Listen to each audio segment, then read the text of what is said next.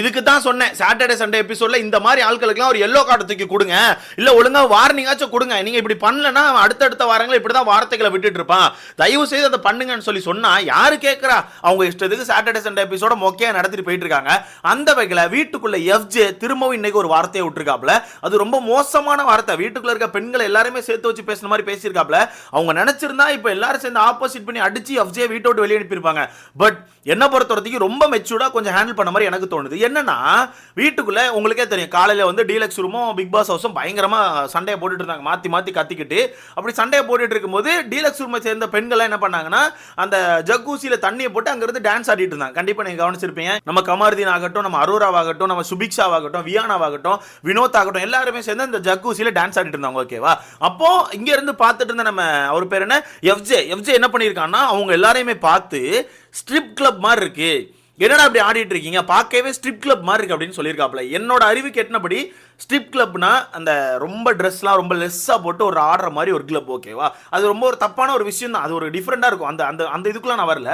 But அந்த strip கிளப்னா அதுதான், dress எல்லாம் ரொம்ப குறைவாக போட்டுட்டு, சொல்ல முடியாது ட்ரெஸ் கூட ரொம்ப ரொம்ப ரொம்ப குறைவா, அந்த மாதிரி ஒரு கிளப் டான்ஸர் வச்சுக்கோங்களேன். பொதுவாக வைக்க போனால் ஒரு கிளப் டான்ஸர்னு வச்சுக்கலாம். ஓகேவா? அங்கே எப்படி டான்ஸ் ஆடும் உங்களுக்கே தெரியும்.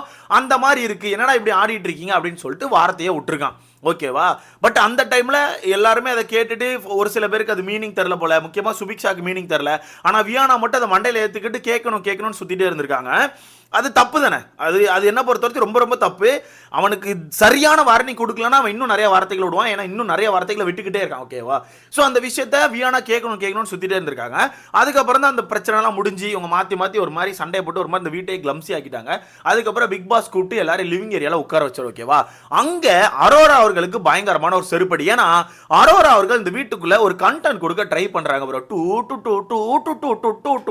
ஒரு கண்டென்ட் கொடுக்க ட்ரை பண்றாங்க. என்னோட கெஸ் படி பார்க்க போனா அதுதான். ஓகேவா? என்னோட பாயிண்ட் ஆஃப் வியூல இருந்து நான் கவனிச்ச ஒருத்திக்கு அவங்க என்ன பண்றாங்கன்னா இந்த பக்கம் துஷார் கூட பயங்கரமா ஒரு மாதிரி அப்படியே இது பண்றாங்க, அந்த பக்கம் போனா கமர்தீன் கூட ஒரு மாதிரி பேசி ஒரு மாதிரி ஒரு கண்டென்ட் கொடுக்க ட்ரை பண்றாங்க. நான் கவனிச்ச ஒருத்தி அது அப்படிதான் இருக்குது. ஏன்னா அவங்களுக்கு தெரியும்ல, இத்தனை சீசன் பார்த்திருப்பாங்க, எல்லாருமே இந்த வீட்டுக்குள்ள சண்டையை போட்டு கண்டென்ட் கொடுத்து வீட்டுக்குள்ள சர்வே ஆக முடியாது. அப்போ ஒரு சில பேர் இந்த மாதிரி கண்டென்ட்டுக்குள்ள வருவாங்க. அந்த வகையில அரோரா அவர்கள் ரொம்ப தெளிவா இந்த விஷயத்தை மூவ் பண்றாங்க எனக்கு தோணுது. அந்த பக்கம் போனா துஷார், இந்த பக்கம் போனா கமர்தீன். அப்பப்ப நம்ம தண்ணி பழத்திட்ட இந்த கையை மோந்து பாரு, இந்த முடிய மோந்து பாரு அப்படின்ற மாதிரி அது ஒரு எல்லையை தாண்டி தான் போயிட்டு இருக்கு. ஸோ இவங்க என்ன பண்ணியிருக்காங்கன்னா மைக் அப்பப்போ தள்ளி விட்டு கமர்தீன் ஏதோ பேசியிருக்காங்க. அது மட்டும் இல்லாமல் கையில ஏதோ எழுதி காமிச்சு பேசியிருக்காங்க. ஓகேவா? அதை பார்த்துட்டு இந்த பிக் பாஸ் என்ன பண்ணிட்டாப்லன்னா துஷார் எழுப்பிவிட்டு, சரி துஷார் எந்திங்க, துஷார் எதுக்கு மைக் கொடுத்துருக்கு இந்த வீட்டுக்குள்ள சொல்லுங்க அப்படிங்கும்போது துஷார் என்ன பண்றாருன்னா மைக் வந்து நம்மளோட வாய்ஸ் வந்து ரிசீவ் ஆகுறதுக்கு, வாய்ஸ் வந்து மக்கள் கேட்கணும்ல, அதுக்காண்டி இந்த மைக்கை போட்டிருக்காங்க. அப்ப அந்த வீட்டுக்கு ஒருத்தவங்க மைக்கை தள்ளி போட்டு பேசுறாங்க. அது மட்டும் இல்லாம கையில எல்லாம் எழுதி காமிச்சு பேசுறாங்க. அது யாருன்னு உங்களுக்கு தெரியுமா? அவங்கள கொஞ்சம் வார்னிங் பண்ணுங்கன்னு சொல்லி சொல்றாங்க. அப்ப அந்த இடத்துல துஷாருக்கு தெரிஞ்சிருக்குது அது அரோரா தான் சொல்லிட்டு. ஓகேவா? ஏன்னா அரோரா நிறைய டைம் இந்த விஷயத்தை பண்ணிட்டு இருக்காங்க. சோ அரோராட்ட போய் சொல்லியாச்சு, இது இப்படி பண்ணக்கூடாது, தயவுசெய்து இப்படி பண்ணாதீங்கன்னு சொல்லிட்டு. நான் கூட நினைச்சிட்டு இருந்தேன் இது முன்னாடி பேசினதான் இப்ப எடுத்து பேசுறாரு போலன்னு சொல்லிட்டு நான் அந்த லைவ் அப்படியே பார்த்துட்டு இருந்தேன். சரி கொஞ்சம் அப்படி ரிவைண்ட் பண்ணி பின்னாடி வச்சு பார்க்கலாம்னு சொல்லி பார்த்தா அந்த லிவிங் ஏரியால வந்து உட்கார வைக்கிறாங்கல்ல, உட்கார வைக்கிற இடத்துலயே மைக் இப்படி தள்ளி போட்டுட்டு கமர்தீன் ஏதோ பேசுறாங்க ப்ரோ. சோ அந்த லெவலுக்கு இவங்க ஒரு கண்டென்ட் கொடுக்கணும். ஒரு மாதிரிப்பட்ட அந்த ஏதோ லவ் கண்டென்ட் மாதிரி தான் எனக்கு தோணுதுங்க. இந்த கமர்தீன் கூட சேர்ந்து ஒரு கண்டென்ட் கொடுக்கணும், அந்த பக்கம் போனா துஷார் கூட கண்டென்ட் கொடுக்கணும்னு சொல்லி யோசிக்கிறாங்க போல. அதனால அப்பப்ப மைக்கை கழட்டி போட்டுட்டு இப்படி பண்ணலாம் அப்படி பண்ணலாம்னு சொல்லிட்டு ஏதோ பிளான போட்டுட்டு இருக்காங்க. இதை பிக் பாஸ் அந்த இடத்துல உடைச்சிட்டாங்க. சோ அரோரா அவர்கள் ரொம்ப மட்டமான ஒரு கண்டென்ட் கொடுக்க ட்ரை பண்றான்னு எனக்கு தோணுது. உங்களுக்கே தெரியும் அவங்க எப்படி வெளியே ஃபேமஸ் ஆனாங்க நம்மளுக்கே தெரியும். அப்படி இருக்கும்போது அது ஒன்றும் சொல்றதுக்கு இல்லை கைஸ், அது அப்படி தான் போயிட்டு இருக்கு. சரியா? அது ஒன்றுமே சொல்றதுக்கு இல்லை, அது அந்த மாதிரி தான் போயிட்டு இருக்குது. இதுக்கு இடையில நம்ம தண்ணி பழத்துக்கு வேற ரொம்ப இடம் கொடுத்துட்டு இருக்காங்க. அந்த தண்ணி பழம் ஒரு எல்லையை தாண்டி உன் கை சூப்பரா மணக்குது, உடம்பு உடம்பு மணக்குது, முடி மணக்குதுன்னு சொல்லிட்டு முடியெல்லாம் பிடிச்சி மோந்து பார்த்துட்டு இருக்காரு. இது ஒரு எல்லையை தாண்டி போக போகுது. என்னைய கேட்டால் அது ஒரு எல்லையை தாண்டி போக போகுது. திவாகர் இது அவர் எனக்கு தெரியலங்க, அது எங்க போய் நிக்க போய் எனக்கு தெரியல, நீங்களே கெஸ் பண்ணிக்கோங்க அது எங்க போய் நிக்கும்னு சொல்லிட்டு. ஸோ அந்த மாதிரி வீட்டுக்குள்ள நிறைய கண்டென்ட்டை நம்ம அரோரா அவர்கள் கிரியேட் பண்ண ட்ரை பண்ணிட்டு இருக்காங்க. அப்போ அந்த இடத்துல வியானா அவர்கள் எந்திரிச்சு நின்று ஏதோ பேசியிருப்பாங்க. ஓகேவா? எந்திரிச்சிருந்து ஏதோ பேசிட்டு உட்கார போயிருப்பாங்க. ஏன்னா அந்த டைம்ல தான் நம்ம துஷார் வந்து மொத்தமா டீம் பிரிச்சு விடுவாப்ல, லிவிங் ஏரியா யார் ஒர்க் பண்ணணும், கிச்சன் யார் அப்படின்னு சொல்லி டீம் பிரிச்சு விடுவாப்ல. அப்ப அந்த இடத்துல பிக் பாஸ் வந்து இன்னொரு விஷயத்தை சொல்லியிருப்பாங்க, டீலக்ஸ் ரூம் உங்க வீட்டுக்கு யார் வந்து ஒர்க் பண்ண வரணும் அதை சொல்லுங்க, அப்படி உங்க வீட்டுக்கு யார் 2 பேர் ஒர்க் பண்ண வரணும் அவங்கள செலக்ட் பண்ணுங்கன்னு சொல்லியிருப்பாங்க. அப்ப எல்லாருமே ரொம்ப தெளிவா பிளான் போட்டு கலையரசனையும் விக்ரமையும் போட்டிருப்பாங்க. அப்போ அதுக்கு பிக் பாஸ் ஏன் இவங்க 2 பேரை செலக்ட் பண்றீங்கன்னு சொல்லி கேட்கும்போது வியானா அதுக்கு ரொம்ப தெளிவான ஆன்சர் கொடுப்பாங்க. கலையரசன் நல்லா வேலை பார்ப்பாங்க.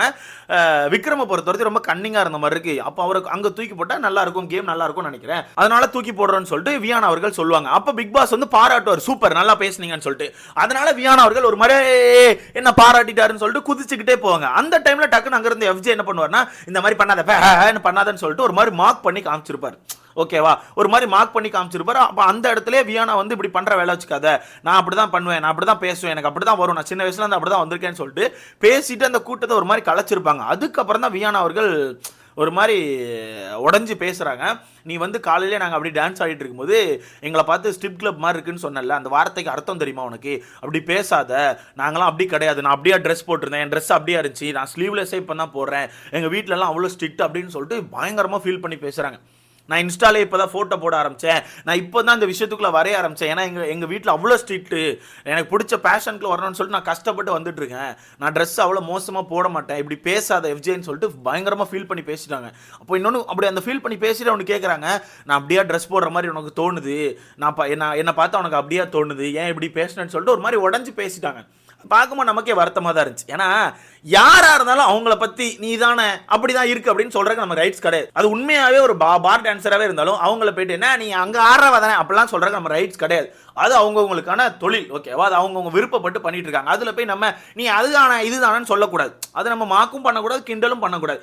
அந்த வகையில் எஃப்ஜே வந்து ரொம்ப ஓவரா பண்றான். இன்னொன்று அந்த இடத்துல வியான் அவர்கள் ஃபீல் பண்ணி பேசுறாங்க, எஃப்ஜே கொஞ்சம் கூட இது பண்ணல ப்ரோ, ஒரு மாதிரி உன்ட்ட தானே பேசுறேன், நான் உன்ட்ட வேணா மன்னிப்பு கேட்கிறேன், யாரும் குறுக்க விடாது, என்ன மன்னிப்பு கேட்கிறேன் மண்ணை கேட்கிறேன்னா இவர் இஷ்டத்துக்கு என்ன வேணா பேசுவாராம். பக்கத்தில் யாராவது சப்போர்ட்டுக்கு வந்துட்டு ஏதாவது சொன்னா நீங்களாம் வரக்கூடாதுன்னு அவட்ட பேசி போய், நீ மொத்தமா பார்க்கவே ஸ்ட்ரிப் கிளப் மாதிரி இருக்குன்னு தானே சொன்னேன். அப்ப அங்க சுபிக்ஷா இருந்தாங்க, வியானா இருந்தாங்க, அரோரா இருந்தாங்க, எல்லாரும் அங்க இருந்தாங்கல்ல. அவங்க நினைச்சிருந்தா எல்லாரும் சேர்ந்து இப்போ அடிச்சிருந்தா இப்போ எஃப்ஜே வந்து தெரிச்சு வெளியே போயிருப்பாப்ல. பட் அவங்க ரொம்ப மெச்சூர்டா ஹேண்டில் பண்ணி இப்படி பேசாத, இதுக்கப்புறம் இப்படி பண்ணாத, எல்லாருக்கும் ஹர்ட் ஆகலன்னு சொல்லி ரொம்ப மெச்சூர்டா ஹேண்டில் பண்ணிக்கிட்டாங்க. இருந்தாலும் எஃப்ஜே கொஞ்சம் கூட அதை வந்து மைண்ட்ல ஏத்திக்கவே மாட்டேங்கான். கொஞ்சம் கூட மைண்ட்ல ஏத்திக்காம இஷ்டத்துக்கு அது அப்படியே தான் பேசிட்டு இருக்கான். நான் ஆமா தப்பு பண்ணேன், அதுக்கு என்ன வந்தாலும் நான் பாத்துக்கிறேன், என்ன வேலை வந்தாலும் நான் பாத்துக்கிறேங்க, இதுக்கு தான் நாங்க சொன்னோம் இவனுக்கு ஒரு எல்லோ கார்டை கொடுத்து ஒழிங்கன்னு. இந்த சாட்டர்டே சண்டேல ஒரு எல்லோ கார்டை கொடுத்து இதுக்கப்புறம் வார்த்தை இந்த மாதிரி வந்துச்சுன்னா தூக்கி வெளியே போட்டுருன்னு மிரட்டினா இந்த மாதிரி வார்த்தை விடுவானா, இப்போ அசால்ட்டா வார்த்தையை விட்டுட்டு இருக்கான். யார் சொன்னா கேட்குறீங்க, உங்க இஷ்டத்துக்கு தான் எபிசோட நடத்திட்டு இருக்கீங்க. மொத்தத்தில் ஒரு எல்லையை கடந்து தான் இந்த பிக் பாஸ் போயிட்டு இருக்குது. அது எங்கே போய் நிற்க போன்னு எனக்கு தெரியல. ஒரு சைடு அரோரா ஒரு டிஃப்ரெண்டான கண்டென்ட் ட்ரை பண்ணுற மாதிரி எனக்கு தோணுது. ஏன்னா நான் கவனிச்ச வரத்துக்கு சாட்டர்டே எபிசோட் அன்னைக்கு லைவ்ல பார்த்துருப்பீங்க, துஷார் கூட பயங்கரமாக ஒரு கண்டென்ட்டை கொடுத்தாங்க. ஒரே இதில் படுத்திருந்து அப்புறம் அங்கே போய் நடிப்பு பண்ணுறேன்னு அது இதுன்னு சொல்லிட்டு ஒரு விதமான ஒரு கண்டென்ட்டை கொடுத்தாங்க. அதுக்கப்புறம் டீலக்ஸ் ரூமுக்கு வந்துட்டா கமாருதீனை பிடிச்சி ஒரு மாதிரி டான்ஸ் ஆடுறது அப்படின்னு ஒரு வகையாக கண்டென்ட்டை கொடுக்குறாங்க. ஓகேவா, ஸோ இவங்க ரொம்ப தெளிவாக நம்ம இந்த வீட்டுக்குள்ளே இந்த கண்டென்ட்டை கொடுத்தா கொஞ்ச நாள் பொழைச்சிக்கலாம், சர்வே ஆகிடலாம்னு சொல்லி ரொம்ப தெளிவாக தான் வந்திருக்காங்க. ஸோ எனக்கு தெரிஞ்சு ரொம்ப மோசமாக இருக்குது, ரொம்ப ரொம்ப ரொம்ப ரொம்ப ரொம்ப மோசமாக போயிட்டு இருக்குது. நீங்கள் ஒரு இடத்த கொடுக்குறீங்க திவாகருக்கு, அந்த இடத்த அவர் எப்பமா யூஸ் பண்ணிக்கணும்னு சொல்லிட்டு ஏதாவது ஒன்று பண்ணிட்டாருன்னா அது வந்து கண்டிப்பாக பிரச்சனை ஆயிரும். ஆனால் அந்த மனுஷனை பார்க்க அப்படியே எனக்கு தோணல, அவர் ரொம்ப ஜாலியாக தான் ஒரு மாதிரி பண்ணிட்டு இருக்காரு. ஆனால் ஒரு கட்டத்தை தாண்டும் போது தெரியாம அவர் வந்து சரி ஓகே இவங்க ஜாலியா இருக்காங்களேன்னு சொல்லிட்டு தெரியாம கையை வச்சிட்டாலோ ஏதோ ஒன்று அப்படி சும்மா பண்ணிட்டாலோ அப்போ பிரச்சனையாகும் போது திவாகர் தான் அதில் மாட்டிப்பார். கண்டிப்பா திவாகர் தான் மாட்டோம். ஓகேவா, அந்த டைம்ல போயிட்டு நம்ம எல்லாருமே அரோரா தான் ரொம்ப ஃப்ரீயா பழகுனாங்க நம்ம சொல்ல மாட்டோம். கண்டிப்பா திவாகர் தான் பிடிச்சி அடிப்போம். ஸோ இந்த இடத்துல திவாகரும் ரொம்ப தெளிவா இருக்கணும்னு என்னோட கருத்தா இருக்குது. ஸோ பார்க்கலாம் என்ன நடக்குன்னா. நிறைய பேர் லாஸ்ட் வீடியோல சொல்லியிருந்தீங்க ரம்யா ஜோ நடிக்கிறா ப்ரோ, அவ வந்து நேற்று நைட்டே வந்து பிளான் பண்ணியிருந்தா ப்ரோ எவிக்ஷன்ல தப்பிக்கிறதுக்கு அப்படின்னு சொல்லிட்டு. அப்படியா என்ன உண்மைனா மறக்காம கமெண்ட் செக்ஷன்ல எஸ் ப்ரோ அவங்க பிளான் பண்ணியிருந்தாங்கன்னு சொல்லிட்டு போங்க. ஏன்னா நான் கவனிக்கல, அதனால தான் உங்ககிட்ட கேட்குறேன். ஸோ அதை பத்தி உங்களுக்கான கருத்துன்னு சொல்லிட்டு மறக்காம கமெண்ட்ல போடுங்க. அடுத்த வீடியோல பார்க்கலாம்.